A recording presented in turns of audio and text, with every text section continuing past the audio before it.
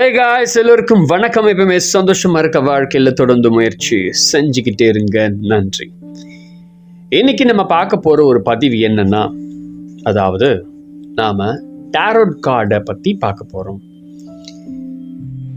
Tarot கார்டில் பத்தி நம்ம பேசிக்கலா அதில் என்னென்ன இருக்குன்னு சொல்லி நம்ம ஆல்ரெடி பார்த்துட்டோம். ஸோ இன்னைக்கு நம்ம பார்க்க போறது என்னன்னா, டேரோட் கார்டில் இருக்கக்கூடிய ஒவ்வொரு கார்டு, அந்த கார்டில் இருக்கக்கூடிய எக்ஸ்பிளனேஷன், அது வந்தால் என்ன பலன்கள் நம்ம சொல்லணும் அப்படின்ற விஷயத்த நான் உங்களுக்கு சொல்ல போகிறேன். இதை நாம் என்ன பண்ணணும்னா கற்றுக்கணும். ஸோ ஃபஸ்ட்டு விஷயம் என்னென்னா, மொத்தம் 78 கார்டு இருக்குது. அதை ரொம்ப முக்கியமான சில கார்டு என்ன அப்படின்னா 22 விதமான கார்டு. அதுக்கு பேர் என்ன சொல்லுவாங்கன்னா மேஜர் அர்கனா அப்படின்னு சொல்லுவாங்க. ஸோ இப்போ நாம் பார்க்க போகிறது என்னென்னா, நாம் இந்த வீடியோஸில் 78ஐயும் பார்க்க போகிறோம். ஒவ்வொரு பதிவாக வரும். ஸோ இன்றைக்கி நம்ம பார்க்க போகிறது த மெஜிஷியன் அப்படின்ற ஒரு கார்டு. ஒவ்வொரு கார்டை பற்றி எக்ஸ்ப்ளனேஷன் நம்ம தெரிஞ்சுக்கிட்டா தான் நாம் அடுத்தவங்களுக்கு டேரோட் கார்டை பார்க்க முடியும். நிறைய பேருக்கு எக்ஸ்ப்ளனேஷன் சொல்கிறதுக்கு தெரியாது. அவங்க இஷ்டத்துக்கு வாய்க்கு வந்ததெல்லாம் சொல்லிகிட்டு இருப்பாங்க.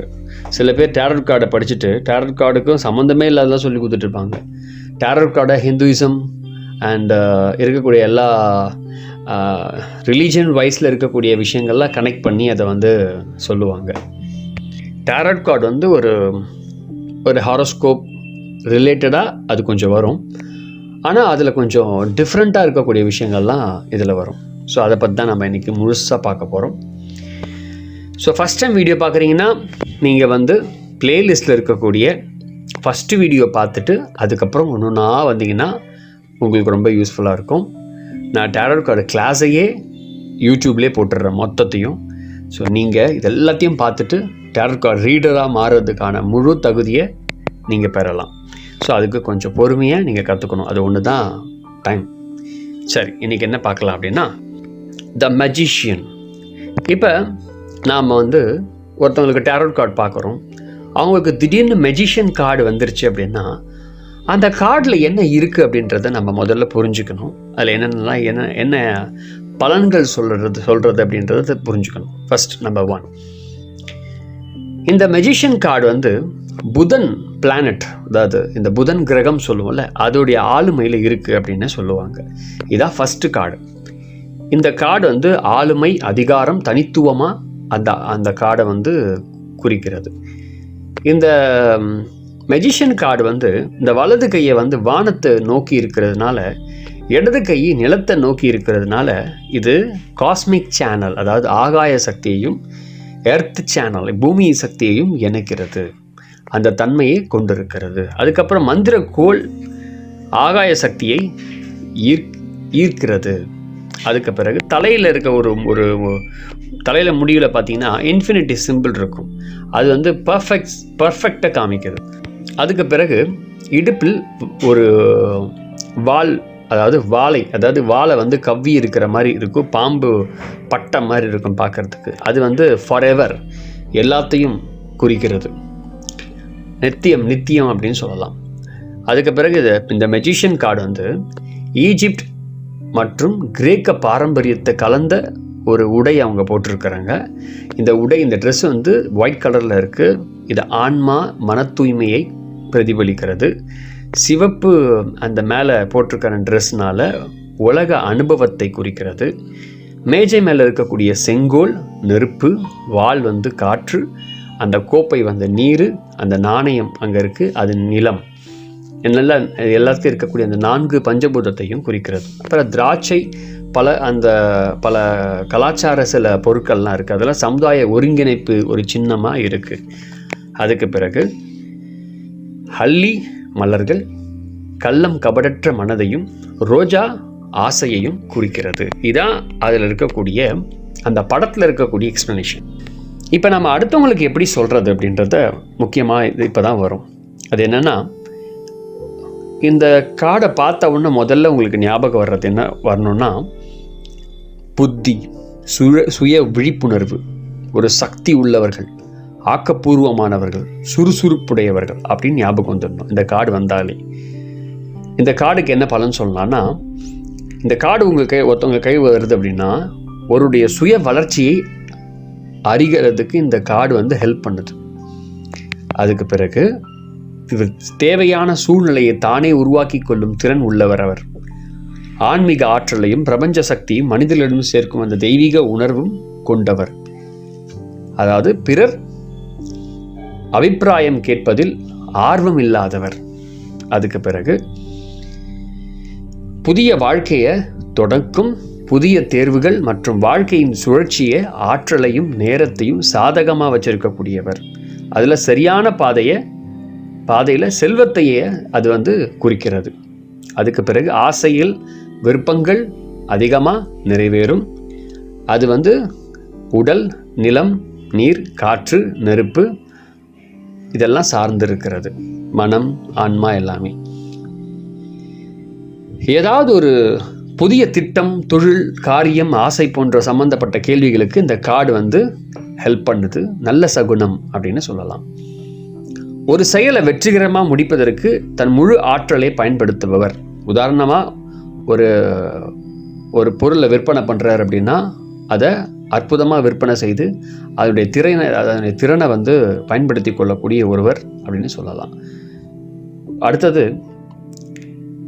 இவர் ஒரு இன்டியூஸ்ன்னு சொல்லுவாங்க. தூண்டுதலுக்கு உரியவரான ஒரு நபராக இருக்கக்கூடியவர், நம்பிக்கை உடையவராக இருக்கக்கூடியவர், தேடுதல் இருக்கக்கூடிய நபராக இருப்பாங்க, மன உறுதி மற்றும் தனித்தன்மை கொண்ட ஒரு மனிதனாக இருப்பாங்க.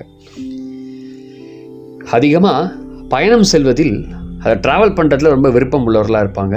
பொறுப்பான செயல்களில் ஈடுபடுத்த தகுதி உடையவர்களாக இருப்பாங்க. இந்த கார்டு வந்துருச்சு அப்படின்னா ஒரு வரம் பெற்றவர் அவர். சாதகமற்ற சூழல் எது இருந்தாலும் அவங்களுக்கு நல்ல நிலைக்கு அவங்க தானாகவே முன்னேறிடுவாங்க. தூய்மையை கடைபிடிக்கிறவங்க, தேவையற்ற விஷயங்களில் தலையிட மாட்டாங்க, எதையும் புரிஞ்சு கொள்வாங்க. தலைமை பொறுப்புகள், லீடர்ஷிப் உங்களுக்கு ரொம்ப யூஸ்ஃபுல்லாக இருக்கும், நல்லா வரும் கூட. ஆய்வு அதாவது அடுத்தவங்களுக்கு டீச் பண்ணுறதுக்கு ரொம்ப சூப்பராக வரும். ஆலோசனை சொல்கிறதுல ரொம்ப அற்புதமாக வரும். தொழிலில் ரொம்ப அற்புதமாக வரும். அதுக்கப்புறம் உஷ்ணம் சம்பந்தமான பிரச்சனை, மலச்சிக்கல், கண் குறைபாடு, ஒற்றை தலைவலி, ரத்த அழுத்தம், உடல் படபடப்பு, உடம்புல இருக்க பித்தம் சம்மந்தப்பட்ட பிரச்சனைகள் இதெல்லாம் அப்பப்போ எட்டி பார்க்கும். குடும்பம் மற்றும் பிறருடைய வளைந்து கொடுக்காத தன்மையை இவங்கக்கிட்ட தனிப்பட்ட வாழ்க்கையில் சுமாராக தான் இருக்கும். புதிய உறவுகள் தனக்கு சாதகமாக அமைச்சு அதில் தன்னுடைய இலக்கினை அடைய பயன்படுத்தி வெற்றியும் அடைவாங்க. அப்புறம் இவங்க இந்த காட், இறைவன் மேலே பக்தி கொண்டவர்களாக இருப்பாங்க. சில பேர் என்ன சொல்லுவாங்கன்னா, சிவன், நம்ம இந்துயிசமை பேஸ் பண்ணி இந்துயிசமில் சொல்கிறதுனால நீ சிவன் மேலே பக்தி கொண்டவர்களாக இருப்ப, சிவ வழிபாடு உனக்கு மேன்மை தரும் அப்படின்னு சொல்லுவாங்க. ஆனால் உண்மை என்னென்னா, இவங்க இதை எப்படி சொல்லலாம் அப்படின்னா, டேரட் கார்டில் என்ன சொல்கிறாங்கன்னா, கடவுள் மீது ரொம்ப பக்தி கொண்டவர்களாக இருக்கக்கூடிய, ரொம்ப அதிகமான பக்தி கொண்டவர்களாக இருப்பாங்க. முக்கியமாக ரொம்ப சீக்ரெட்டாக இருக்க மிஸ்ட்ரிஸ் சம்மந்தப்பட்ட ரகசியங்களை கண்டுபிடிக்கக்கூடிய ஒருத்தர். ஆன்மீக ஞானம், முக்கியமாக ரசவாதம், ஆல்கமி, அதில் இருக்கக்கூடிய சூட்சமங்களை கண்டுபிடிக்கிறதுல ஒரு ரகசியமாக இருக்கக்கூடிய ஒரு கார்டாக இது இருக்குது. அது மட்டும் இல்லாமல் இது ரகசிய சங்கத்தை சேர்ந்தவர்களுக்கு ரொம்ப வழியாக கொடுக்கப்படுற ஒரு கார்டாக இருக்கான் இந்த கார்டு. இது நார்மலாக அந்த கார்டை பார்க்கும்போது ஏற்படக்கூடிய பலன்கள். இப்போ நான் அடுத்தது உங்களுக்கு சொல்ல போகிறது என்னென்னா, சப்போஸ் கார்டு தலைகீழாக வந்துருச்சுன்னா என்ன பண்ணுறது? கார்டு தலைகீழாக வந்துருச்சுன்னா அதுக்கும் ஒரு பலன் இருக்குது. அதை பற்றி இப்போ பார்க்கலாம். எது? இந்த மெஜிஷியன் கார்டே தலைகீழாக சில பேருக்கு வந்துடும். அப்படி வந்துருச்சுன்னா அதில் ஒரு பலன் இருக்குது. அது என்னென்னா,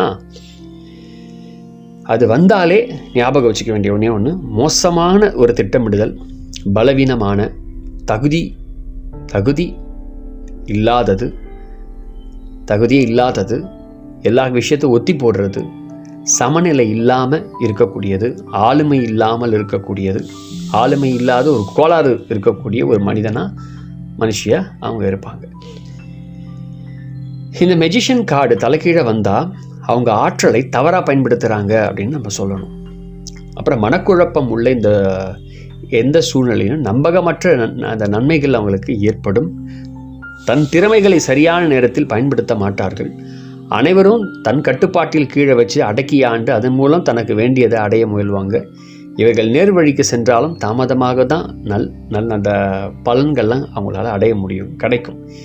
எதையும் ஒத்தி போடு ஓரமாக வச்சு அதுக்கப்புறம் பார்த்துக்கலாம் தள்ளி போடுற பழக்கம் உங்களுக்கு அதிகமாக இருக்கும். பற்றாக்குறை எண்ணம், விரக்தி, மனப்பான்மை, யோசனை இல்லாமல் செயல்படுறது இவங்களுக்கு பிரச்சனைக்கு எல்லாத்துக்கும் காரணமாக இருக்கும். தொழில் அடிக்கடி தடைகள் ஏற்படும். அதற்கு பொறுமையும் தெளிவான திட்டமைப்பையும் தற்போதைய சூழ்நிலைக்கு உங்களுக்கு தான் காரணம் அப்படின்னு சொல்லணும். திறமைக்கேற்ற உழைப்புக்கேற்ற ஊதியம் கிடைக்காது. பணம் வரக்கூடிய அந்த சொத்து சம்மந்தப்பட்ட விஷயங்கள்லாம் தள்ளி போகும், அவங்களுக்கு சாதகமாக இருக்காது. மன வாழ்விலும் பிறருடைய உறவிலும் பிரச்சனைகளாக இருக்கும். மன உளைச்சலும் ஏற்படும். பிறருக்கு அடிபணிந்தே அவங்களுக்கு போகிறதுக்கான வழியை உருவாக்குவாங்க. இலக்குகள் மீது வெற்றிகள் மீது சந்தேகம் எப்பவுமே இருந்துகிட்டே இருக்கும். வெற்றி அடைய போதுமான சக்தியோ தருணமோ அவங்களுக்கு ஆப்பர்ச்சுனிட்டி கிடைக்காது. நேரம் வரும் வரைக்கும் காத்திருக்கணும். முடிவெடுப்பதில் ரொம்ப திணறுவாங்க.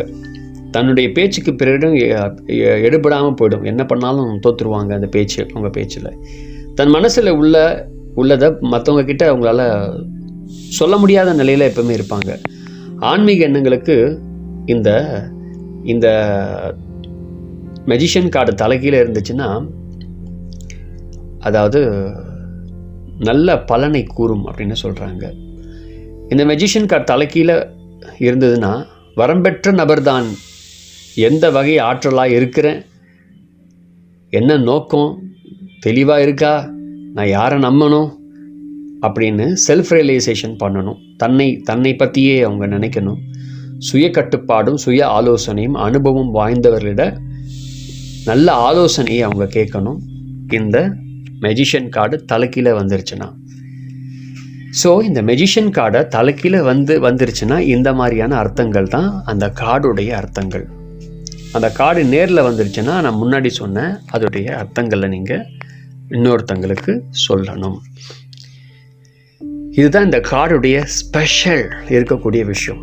அதாவது இந்த டாரட் கார்டில் இருக்கக்கூடிய அற்புதமான ஸ்பெஷல் என்னென்னா, அதில் இருக்கக்கூடிய விஷயத்தை தெரிஞ்சுக்கிட்டால் போதும். அதாவது இந்த கார்டில் இருக்கக்கூடிய எக்ஸ்ப்ளனேஷன், அதில் இருக்கக்கூடிய என்ன சொல்லணும்னு அப்படின்றத எல்லாத்தையும் தெரிஞ்சுக்கிட்டோம் அப்படின்னா நம்மளால் ரொம்ப சுலபமாக டாரட் கார்டை பயன்படுத்த முடியும், நிறைய விஷயங்களை செயல்படுத்த முடியும். ஸோ ஃபஸ்ட் டைம் வீடியோ பார்க்குறீங்கன்னா டாரட் கார்டை எப்படி ஆக்டிவேட் ஆகுது, என்ன நடக்குது, அதுக்குள்ளே என்னென்ன இருக்குது அப்படின்றத ஃபஸ்ட் வீடியோலேருந்து நான் போட்டிருக்கேன். ஸோ அந்த வீடியோ நீங்கள் பார்த்தீங்கன்னா ரொம்ப ஹெல்ப்ஃபுல்லாக இருக்கும். ஏன்னா அப்போ தான் இந்த கார்ட்ஸை பற்றிலாம் நீங்கள் தெரிஞ்சுக்க முடியும். ஸோ அதனால் ஒவ்வொரு பதிவுலையும் இன்னும் பேலன்ஸ் இருக்க 77 கார்டை பற்றியும் நான் ஒவ்வொரு பதிவாக வந்துடும். அதுக்கு பிறகு எப்படி ஒருத்தவங்களுக்கு கார்டை டெஸ்கில் கொண்டு வச்சு அதை எப்படி பார்த்து உங்களுக்கு அந்த ஜாதகம் போல் எப்படி அதை சொல்கிறது அப்படின்றத நம்ம அடுத்த பதிவில் பார்க்க போகிறோம்.